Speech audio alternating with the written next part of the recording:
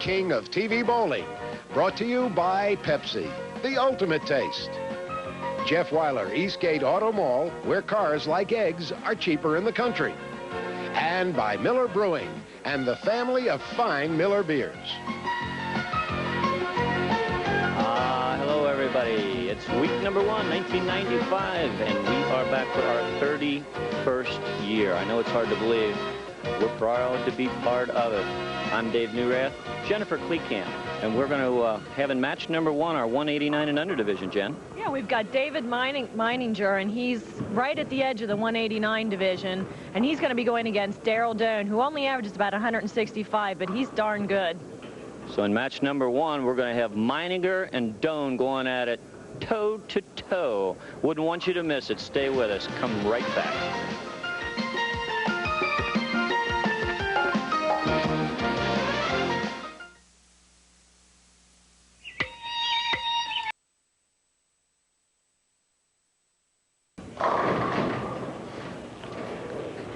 Little weak there. Yeah. Sometimes your first shot, you just feel as if, you know, you're just tentative. You don't get as much power behind the ball. Dave Meininger, age 47. Daughter and a son, Colleen and Brandon. Lives in the Westwood area. Let's see if he can pick us up. Whoa! Little back end movement there, huh? 5'9", covered them both with the ball. We're not complaining about that shot.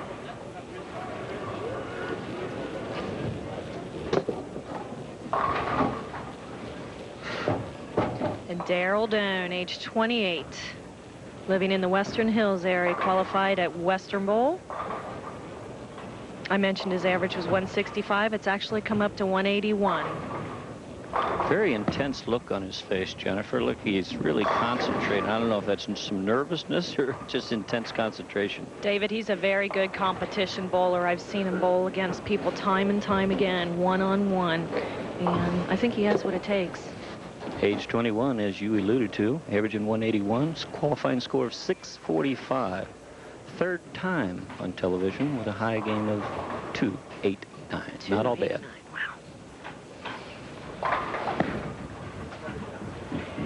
Easy spare.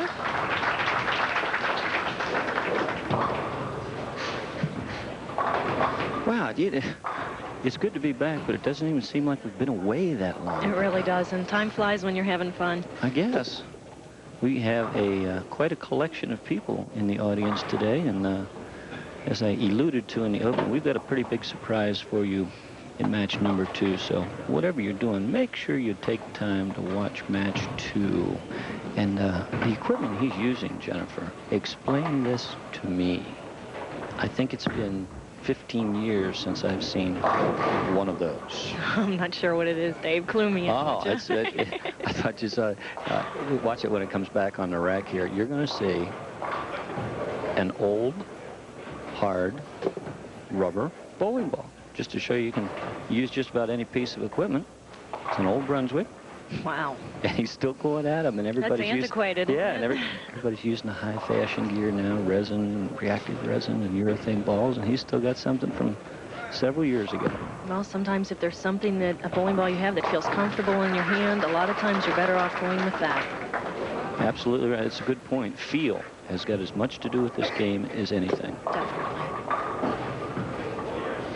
David Meininger, averaging 189, as I mentioned in the opening of the show. This is our 189 and under division, so he's right there, maxed out. Throws an awfully nice ball. Sure does. Perfect there. Got a great release, and that's what gives that ball the powerful back ends here. Take a look at it. Looks a little nervous in this shot, but yeah, let's get out of there. Okay, pin action. Watch the ball cut through. Just boom, no deflection at all. Last one out of there, 7-pin. We got you. That will definitely get you loosened up there. Ditto. Yes, indeed. Well, I'll tell you what, not a bad match. Nobody's opened yet. Meininger in the lead, obviously, with a couple of strikes going, but Doane not giving up the early lead as we've seen happen a couple of times with players. Yeah, he's making those first 2 spares in the first 2 frames. Keeping it clean.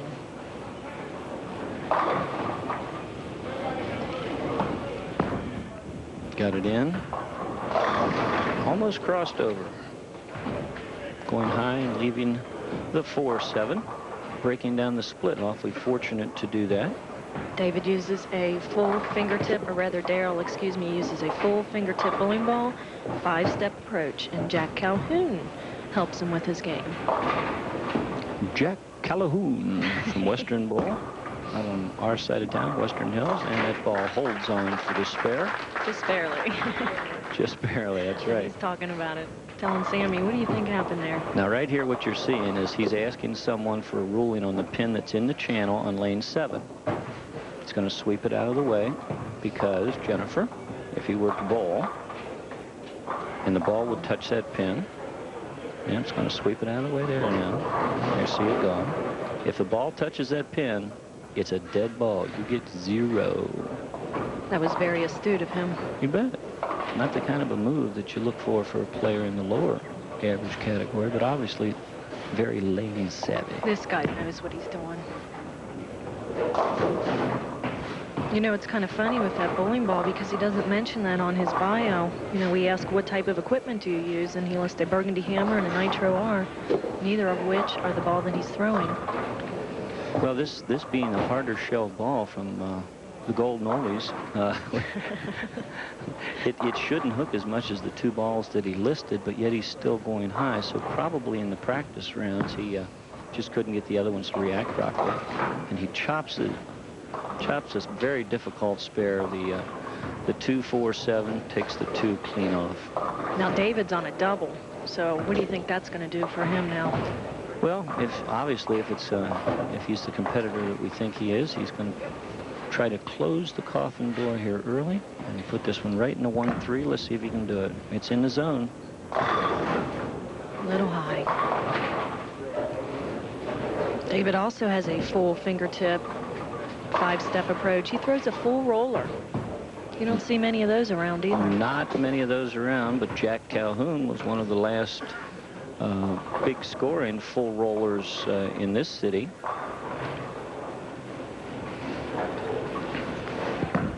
Pretty sound approach. Got that ball wide and then hooked back. Holy cow. Good thing he was soft with it. 27 pins up at this time as we take a look at our Miller BPA scoreboard. Dave's a regular over at Stumps Lanes. Mike McDonald, great bowling proprietor. 27 pins and gonna cruise for a few more if he labels this one, and it's there. Holy cow. He's zoned.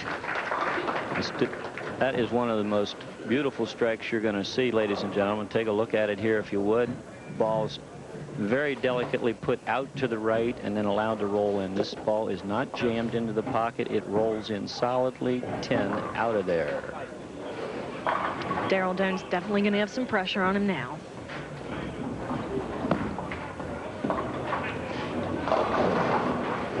He is in big trouble. Again, soft. It looks like he's just being too tentative, David. He's not getting that ball out there and hitting it and being firm. Well, he's, as you alluded to the equipment before, he's making the change now. He trails by 27, and that will increase to at least 39 after this frame if he takes 2 pins. He's going to see if he can maybe figure something out. I think that's a real good move. Darryl's been married for 4 months to Kate.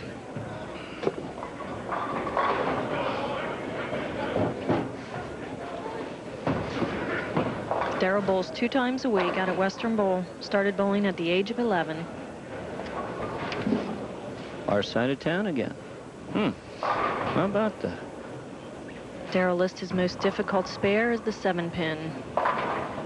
Of course, being left-handed, that makes sense. Right now, I bet he wishes he could leave a 7-pin. Now, folks, we did not stage that. That's okay? right. We did not stage that. It's just the way it happens. But typically, as you're fumbling around on the lanes, Jennifer, and you know this, you're lost, you make a ball change, you change a few things. What's the first thing that you leave when you pound the pocket? 10 pin. Yeah, one of the corners. 4 pin, right. Sure. And does he make it? Yes. And he hangs on. We'd like all of you to hang on here in just a few minutes. We'll be back in 2 and 2, so stay with us for more bowling. Match number 1 in week number 1 of 1995, our 31st year. You're looking at Dave Meininger leading by 39 pins.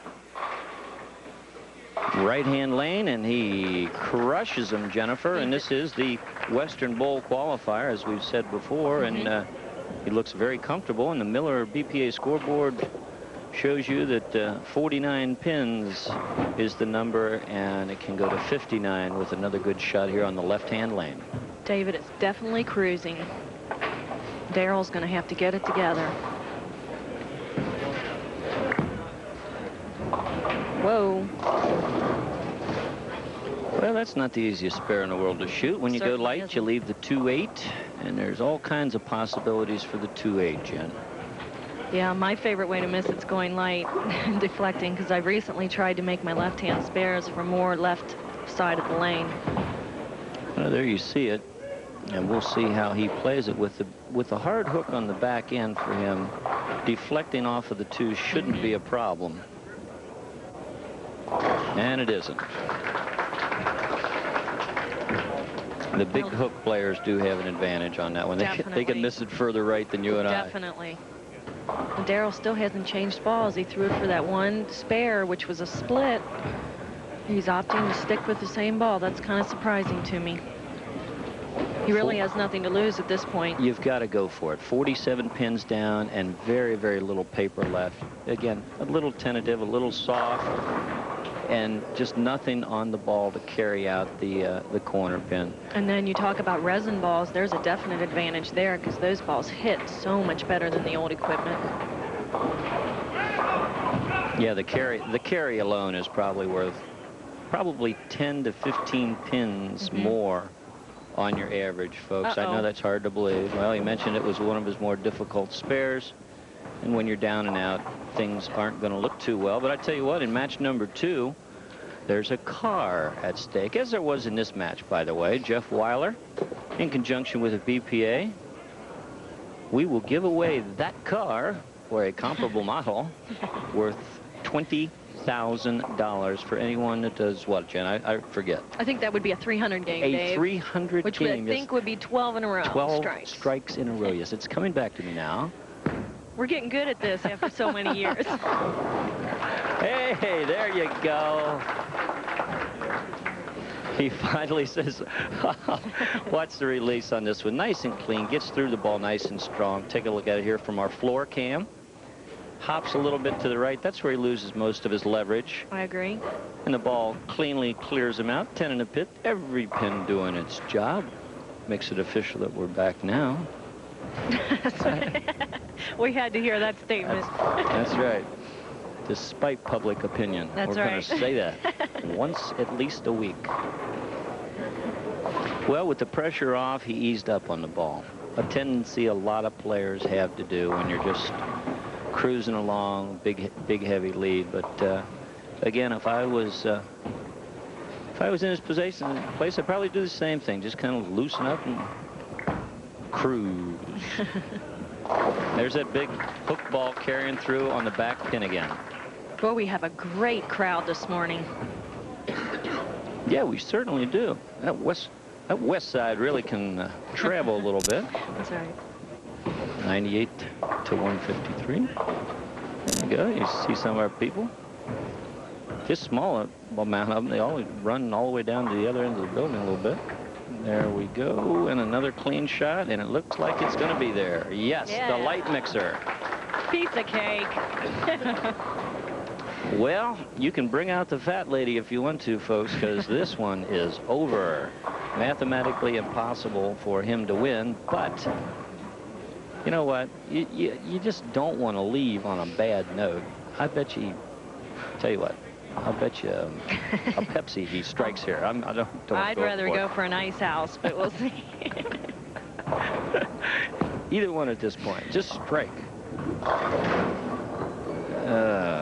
Well, still not enough activity on the ball. The rotation not quite there. The pin action not quite there. Besides, David, it would have to be a Diet Pepsi for me, you know. It's that woman thing.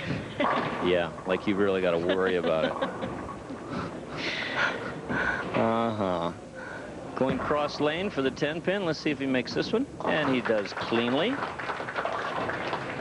Some other visitors today, David. We have Gary Rolfus from Durbin Bowl and Frank Ruggieri from Coleraine. Where's Frank at? I have got to yell at him.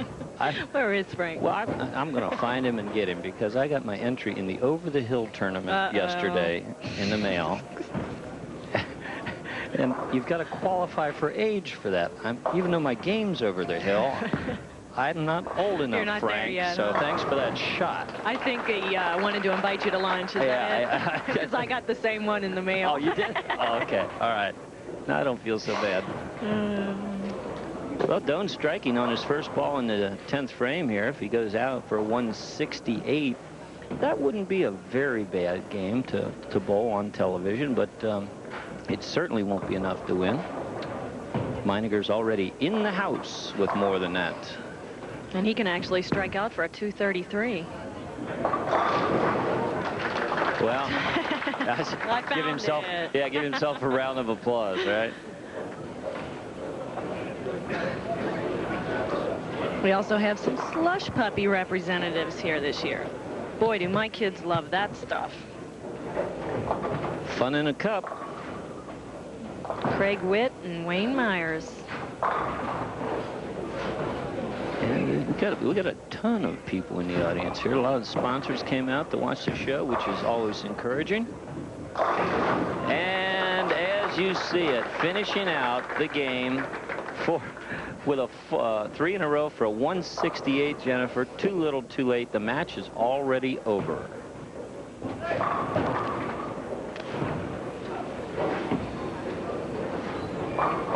Now he's in the back talking about it. Well, too little, too late, right?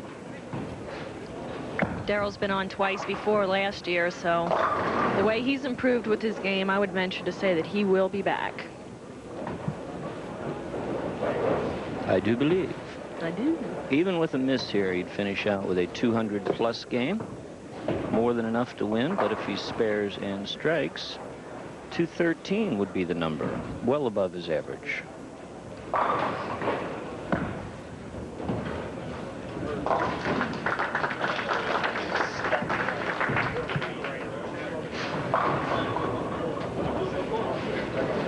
We're looking at a 2-team there, David.